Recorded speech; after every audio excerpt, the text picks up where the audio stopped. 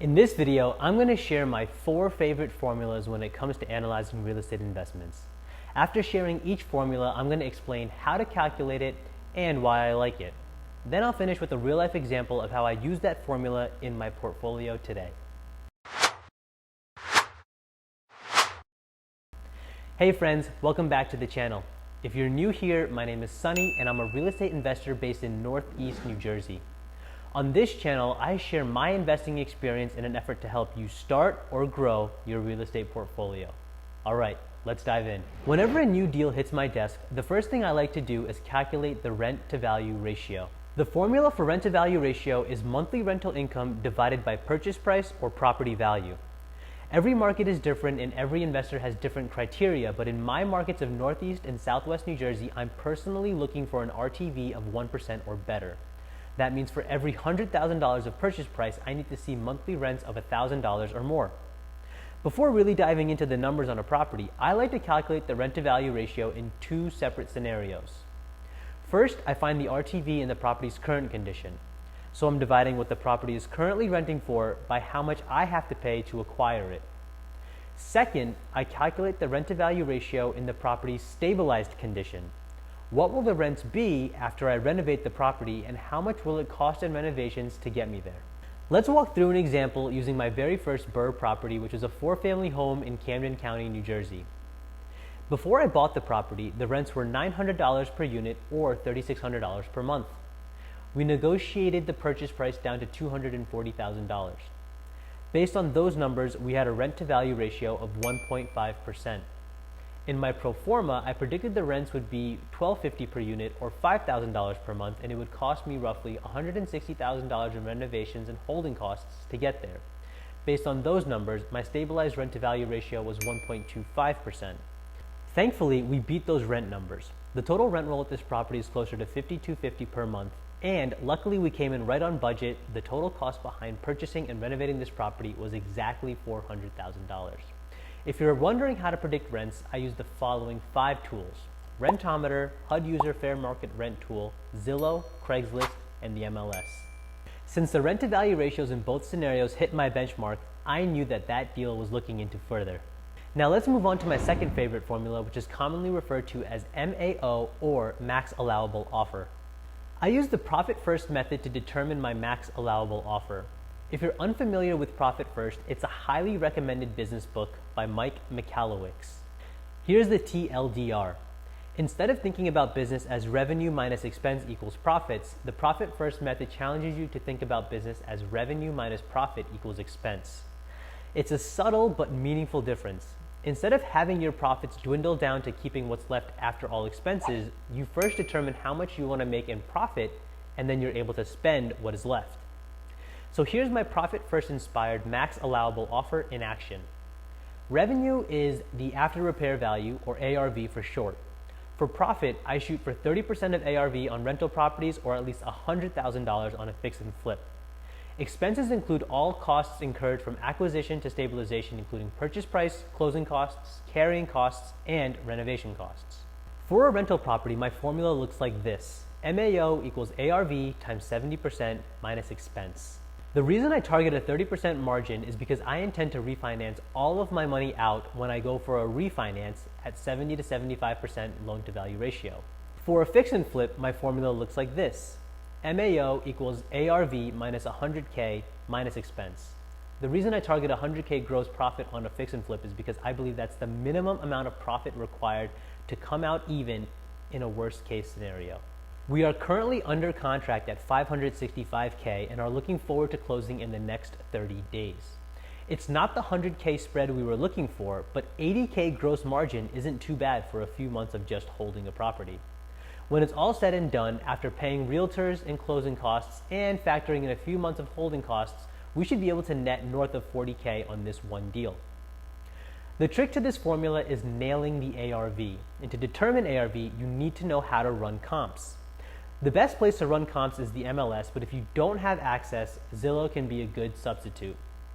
The main question you're trying to answer when running comps is, what have similar properties in the immediate area sold for in the past 6 to 9 months?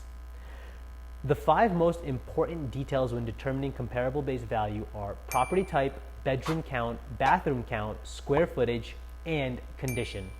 It can be really hard to find an identical recently sold comp, so you have to finagle your way into a valuation, but here are some traps that you want to avoid. First, don't compare apples and oranges.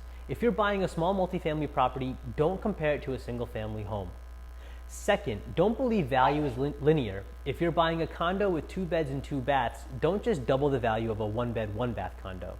And third, don't forget about the condition and finish. If you're buying a dated property, don't compare it to a new construction home unless you plan on doing a full gut renovation with similar finishes.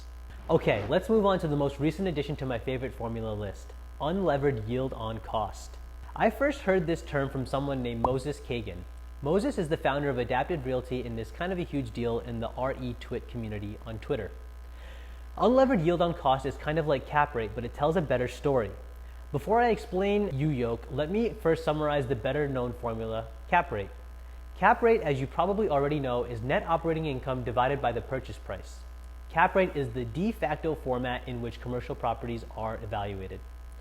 A good way to think about cap rate is the income you can expect if you buy the property without debt. If a property is valued at $1 million using a 5% cap rate, you can expect to make $50,000 in net operating income per year. Cap rate is a simple valuation metric and everyone uses it. It's a great metric for sellers because it's a reliable way to determine the value of your property. But cap rate falls short for buyers because it doesn't include the ancillary costs of purchasing, financing, or improving a property. Closing costs on $1 million commercial property can easily add up to tens of thousands of dollars. Title insurance will probably cost 15 grand. Legal fees will probably cost another 5 grand. Getting the property appraised and inspected can cost another $10,000. This doesn't even begin to consider all of the costs associated with improving the property after you buy it. There's almost always deferred maintenance and capital improvements that need to be made. So what started as a 5% cap rate ends up being a 3 or 4% unlevered yield on cost. When we bought our 4-unit mixed-use building in March 2021, we paid $315,000 for it. Prior to the sale, the seller provided his profit and loss statement. His rental income was $51,144 per year, and his expenses added up to $20,884 per year. That left the seller with an annualized net operating income of $30,260 per year. The seller originally asked for $359,000, which computed a cap rate of 8.5%. However, we paid $315,000, which computed a cap rate of 9.6%. We're still making improvements to this property, and when it's all said and done, I think we'll be into it for about $375,000, which means we spent roughly $60,000 of additional money above and beyond the purchase price. Today, our gross rental income at this property is $69,000 per year, and our fixed and variable expenses are $38,000 per year after budgeting for vacancy, capex, repairs, and maintenance. That puts our net operating income at $31,000 per year. Our unlevered yield on cost is $31,000 divided by $375,000, or 8.2%. That's more than a full point lower than the cap rate when we purchased the building. I'm going to quickly mention a bonus metric here I recently learned about called the loan constant. A loan constant is a percentage that shows the annual debt service on a loan compared to its total principal value. When we go to refinance this property, we're expecting to get a new loan for $400,000 at roughly 4% over 30 years. The monthly principal and interest payment will be $1,910. That means our loan constant is 1910 times 12 divided by 400,000, or 5.7%. Now, why am I mentioning this? Because when you deploy capital, you want to make sure your cap rate, or in my case, unlevered yield on cost, exceeds your loan constant. Otherwise, you're going to lose money. Thankfully, this project meets that criteria as my unlevered yield on cost is 8.2% and my loan constant will be 5.7% once I refinance it into long-term fixed rate debt. My final favorite formula is return on equity. I typically don't calculate return on equity until the property is stabilized because that helps me determine if I want to keep it or not. To calculate equity, you have to know a few things. First, you have to know what your property will sell for. Second, you need to know the costs associated with the sale of the property. And third, you need to know your outstanding debts. The best way to determine what a property will sell for is to get an appraisal. I recently had a 3-family investment property appraised for $320,000. We would pay a realtor 5% commission to sell that property, and we'll probably pay another 2.5% in closing costs. Finally, we currently have a loan of $215,000 on this property. So $320,000 minus $16,000 for realtor fees, $8,000 for closing costs, and $215,000 for a loan payoff leaves us with $81,000 in net equity. After you calculate the equity you'd actually walk away with, you have to calculate your return on the property. Right now, we charge $37.50 per month in rent. We spend $150 per month on property management, $225 on insurance, $635 on property taxes, $100 on water and sewer, $100 on the landline, and then another $100 per month on common area utilities. Then we budget 4% of gross collected rents for vacancy and 8% of gross collected rents for repairs, maintenance, and capex. That leaves us with $19.90 in net operating income per month. Our principal and interest mortgage payment here is $12.20 per month, which leaves us with a free cash flow of $770 per month or $9,240 per year. Now that we have our cash flow and net equity figures, we can calculate our return on equity. Our return on equity is $92.40 divided by 81,000 or 11.4%. I like to keep anything above 8% return on equity. I feel kind of stupid saying that now because I actually made a video about selling this property 2 weeks ago. If you want to watch that video, click the card above. I had a lot of good reasons to sell the property at the time, but after talking to my mentor, I changed my mind. I'm going to keep it.